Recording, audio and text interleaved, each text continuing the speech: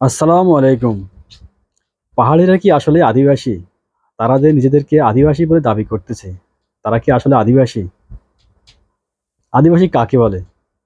যদি আমরা ওই সংজ্ঞাকারে জানতে চাই, আদিবাসী মানে একটি ভূমির শুরু থেকে যে সকল জনগোষ্ঠী সেখানে বসবাস করে, তারাই হবে সেই ভূমির ভূমিপুত্র অথবা আদিবাসী। কিন্তু সে অর্থে চাকমারা বা আমাদের দেশে যা অন্যান্য উপজাতিগুলো রয়েছে, নৃগোষ্ঠী রয়েছে যারা, তারা আসলে উপজাতি নয়। আর আদিবাসী নয়, সরি। তারা হচ্ছে সেখানকার হয়তো উপজাতি। কারণ তাদের আদি নিবাস হচ্ছে মিয়ানমার, ভিয়েতনাম, তিব্বত, মঙ্গোলিয়া ওই সমস্ত অঞ্চল।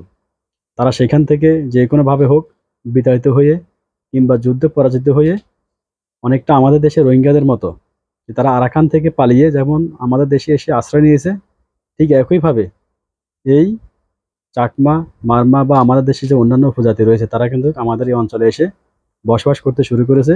তাও সমতলে নয়, অর্থাৎ গহীন অরণ্য অঞ্চলে, বিশেষ করে পাহাড়ি এলাকায় যেখানে আমাদের দেশের সাধারণ মানুষরা খুব কমই যাতায়াত করে। তো সে অর্থে আসলে একটি জায়গা বা একটি অঞ্চলে ২০০ থেকে ২৫০ বছর বসবাস করলেই কিন্তু সে সকল জনগোষ্ঠীদেরকে আদিবাসী বলা যায় না। সে অর্থে আমরা এই শব্দটা আর ইউজ করবো না আর। যে আসলে পাহাড়িরা আদিবাসী নয়, তারা হচ্ছে উপজাতি। উপজাতি অনেকটা রোহিঙ্গাদের মতো, যে আমরা তাদেরকে থাকার জন্য আশ্রয় দিয়েছি জাস্ট, এটাই। ধন্যবাদ সবাইকে। আসসালামু আলাইকুম।